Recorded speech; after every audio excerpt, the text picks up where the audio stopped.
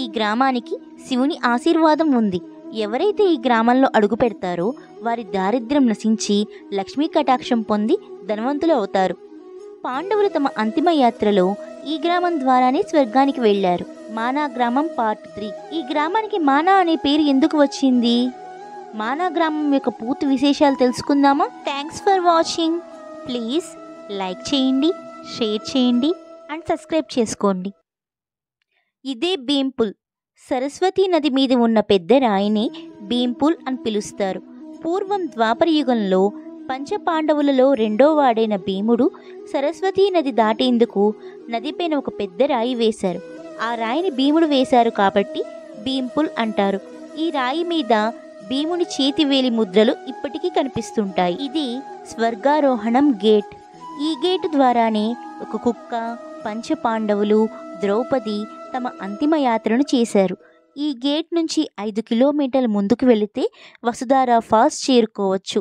ఇంకక్కడి నుంచి ఒక్కొక్కరుగా ద్రౌపది, నకులుడు, సహదేవుడు, అర్జునుడు, భీముడు ప్రాణత్యాగం చేశారు. ఒక్క ధర్మరాజు మాత్రమే కుక్కతో సహా ప్రాణాలతో స్వర్గానికి వెళ్ళారు.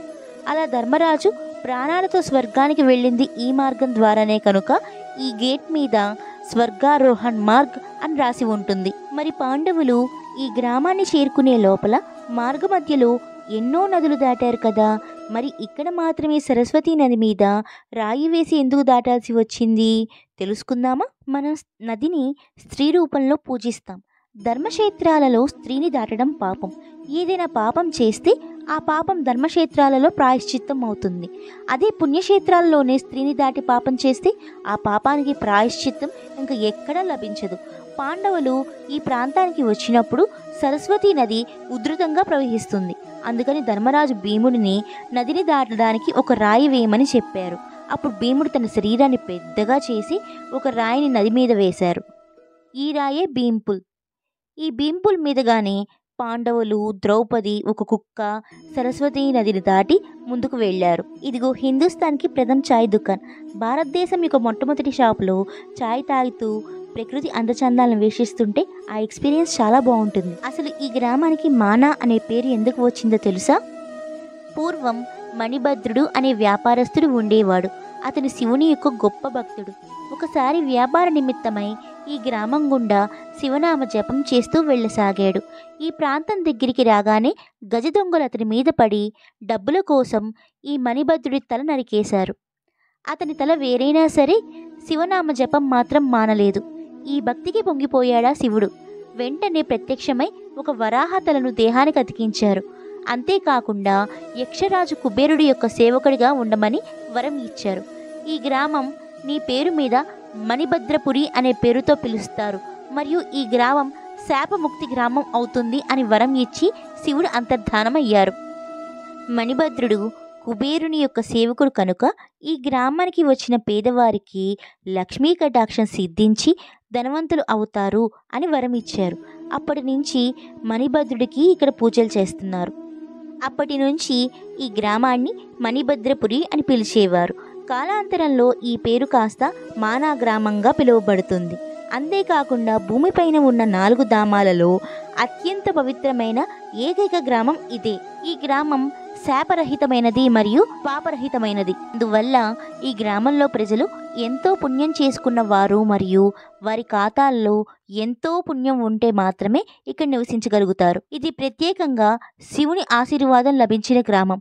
అందుకే ఈ గ్రామానికి వచ్చిన వారి కష్టాలు అన్నీ తొలగిపోయి పేదవారు కాస్త ధనవంతులు అవుతారని ఇక్కడ వారి నమ్మకం. ఈ మానా గ్రామంలో నివసించే వారిని ఇండో మంగోలియన్ జాతి ప్రజలు అంటారు. వీళ్ళని బోటియాలు అని కూడా పిలుస్తారు.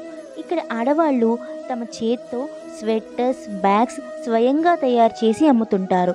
మరియు ఇక్కడ ఔషధ మొక్కలు బాగా పెరుగుతాయి. ఈ గ్రామం హిమాలయ ప్రాంతంలో కనిపించే ప్రత్యేకమైన మూలికలకు కూడా చాలా ప్రసిద్ధి చెందింది. అందువల్ల అన్ని రోగాలకు మూలికలు లభిస్తాయి. ఈ గ్రామంలో సుమారు 600 మంది జీవిస్తున్నారు. ఇక్కడి ప్రజలు 6 నెలలు మాత్రమే ఉంటారు. మంచు ఎక్కువగా కూరడం వల్ల మిగిలిన 6 నెలలు చమోలి జిల్లా పాండుకేశ్వర్లో ఉంటారు. ఇక్కడ ఒక ఇంటర్ కాలేజీ కూడా ఉంది. ఈ ఇంటర్ కాలేజ్ 6 నెలలు మానా గ్రామంలో ఉంటే మిగిలిన 6 నెలలు చమోలి జిల్లాలో ఉంటుంది. ఇదే భారతదేశంలోని ఏకైక కాలేజ్. ఇలా 6 నెలలు ఒక చోట మరియు మరో 6 నెలలు ఇంకో చోట ఉండి చదువు చెప్పడం. ఇక్కడ ప్రజలు తమ ఇళ్లలోనే కాలీఫ్లవర్, బంగాళదుంప, పాలకూర, క్యాబేజీలను పండించి బద్రీనాథ్లో హోటల్స్కి సప్లై చేస్తుంటారు. ప్రస్తుతం వీళ్ళ ఇళ్లలో ఒక రూమ్ను రెంట్కి ఇస్తుంటారు. ఒక రోజుకు రెంట్ వచ్చి 800 నుంచి 1200 దాకా తీసుకుంటారు. ఇక్కడ ఉండే యువత ట్రెక్కింగ్ చేసే వాళ్ళకు గైడ్గా మారి జీవనోపాధి సంపాదిస్తున్నారు. ఇక్కడ ఇళ్ళకి పెయింటింగ్స్ చాలా బాగుంటాయండి. ఈ గ్రామానికి సంబంధించిన విశేషాలు అన్నీ పెయింటింగ్స్ ద్వారా ఇంటి గోడల మీద వేసుకున్నారు. అందువల్ల ఈ గ్రామం ప్రకృతి అందచందాలు పెయింటింగ్స్తో ఆధ్యాత్మికంగా కూడా చాలా బాగుంటుంది. ఈ మానా గ్రామం నరపర్వతం మీద ఉన్నది. ఎదురుగా ఉన్నది నారాయణ పర్వతం. ఈ నరనారాయణ పర్వతాలు రెండింటి మధ్యలో అల్కనంద నది మరియు ఈ గ్రామంలోనే సరస్వతీ నది జన్మస్థలం మరియు కేశవ ప్రయాగ్లో ఈ 2 నదులు కలవటం, వీటి అన్నిటినీ చూస్తూ ఇండియాస్ ఫస్ట్ షాప్లో టీ తాగుతూ ఉంటే వేరే లోకంలో ఏమన్నా ఉన్నామా అన్నట్లుగా ఉంది. ఇంకో పక్క విఘ్నాలను తొలగించే వినాయకుడే స్వయంగా మహాభారతం రాసిన గుహ, వ్యాసుని గుహ, పంచపాండవులు, ద్రౌపది అంతిమయాత్ర చేసిన ప్రదేశం, స్వర్గారోహణం, ఇన్ని ఆధ్యాత్మిక సన్నివేశాలతో ప్రకృతి అందచందాలతో కూడుకున్న ఈ మానా గ్రామాన్ని మోడీ గారు సందర్శించి ఇది ఇండియాస్ లాస్ట్ విలేజ్ కాదు, ఇండియాస్ ఫస్ట్ విలేజ్ అని పేరు పెట్టారు. నెక్స్ట్ పార్ట్లో వసుధార ఫాల్స్, ద్రౌపది మరియు పాండవులు ఒక్కొక్కరుగా దేహత్యాగం చేసిన ప్రదేశాలు మరియు ధర్మరాజు కుక్కతో సహా ప్రాణాలతో స్వర్గాన్ని అధిరోహించిన ప్రదేశం గురించి తెలుసుకుందాం.